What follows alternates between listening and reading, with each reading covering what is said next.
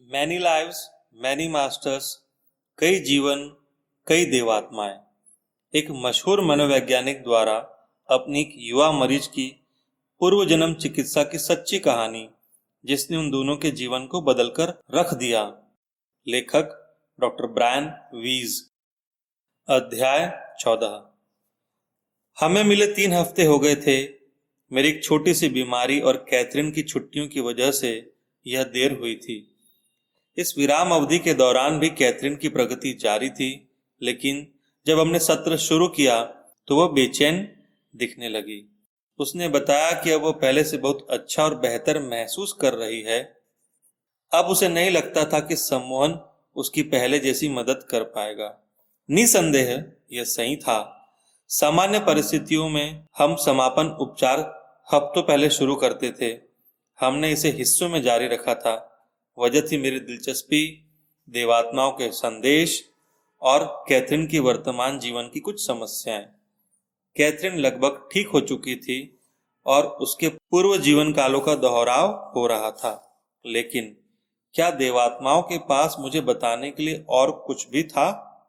मैं जानता था कि यदि मैं जोर डालूं तो कैथरीन हमारे सत्र जारी रखने पर सहमत हो जाएगी, लेकिन मुझे यह करना ठीक नहीं लग रहा था।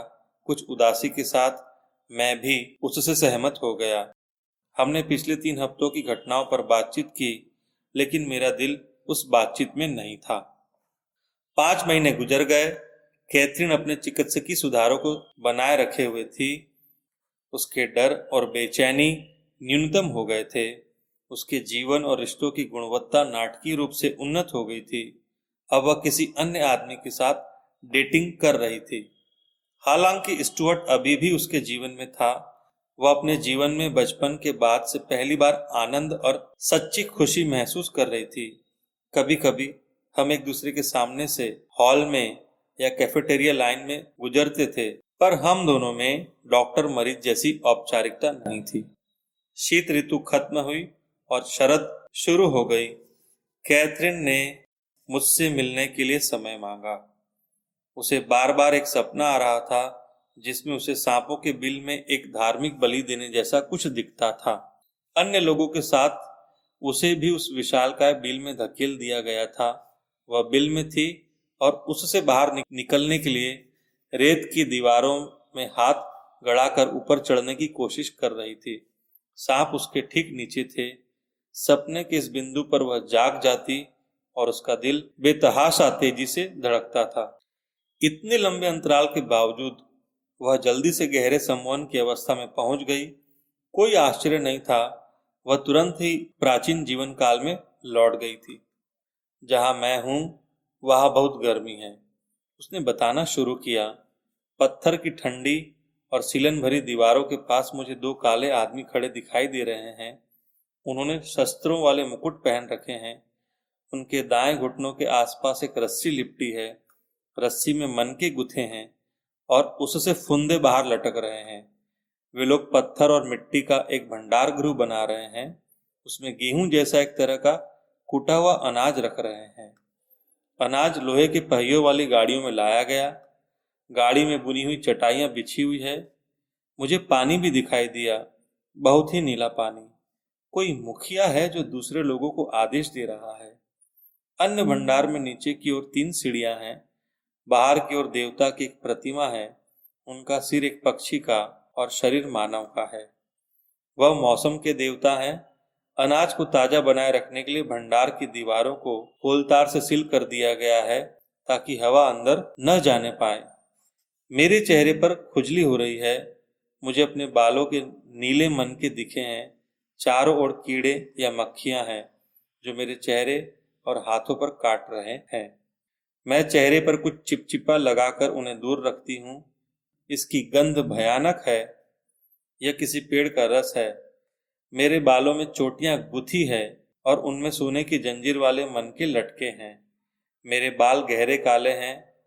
मैं एक राज परिवार का हिस्सा हूँ। मैं यहाँ किसी भोज के आयोजन में आई हूँ। मैं पुरोहितों के तेल मलने को देखने आई हूँ। आने वाली फसलों के लिए देवताओं को मनाने का उत्सव। यहाँ किसी जानवर की बलि दी जाती है, इंसानों की नहीं। बलि दिए गए जानवर का खून सफेद स्टैंड से बहता हुआ एक प्याले में आता है, फिर यह एक सांप के मुंह में चला जाता है। लोगों ने सोने की छोटी टोपियां पहनी हैं, हर कोई काली चमड़ी वाला है। हमारे पास दूसरे इलाकों से आए गुलाम हैं, समुद्र के उस पार से। वह चुप हो गई और हम प्रतीक्षा करते रहे, जैसे कि यह महीना कभी खत्म ही नहीं होगा।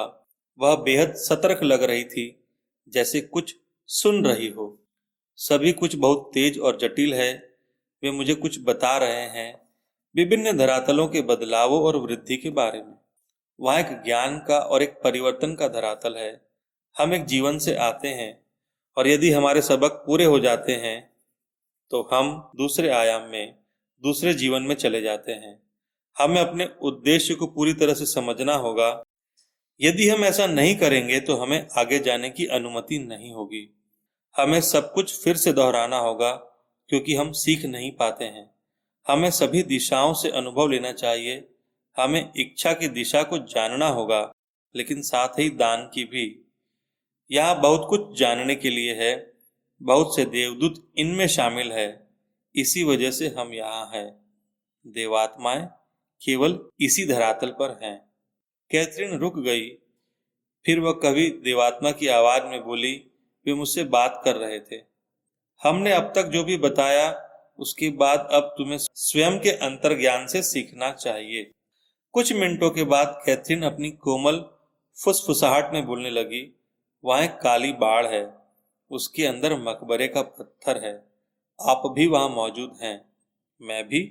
मैंने इस दृश्य पर आश्चर्य से पूछा, हाँ, क्या तुम उस पर लिखी इबारत पढ़ सकती हो?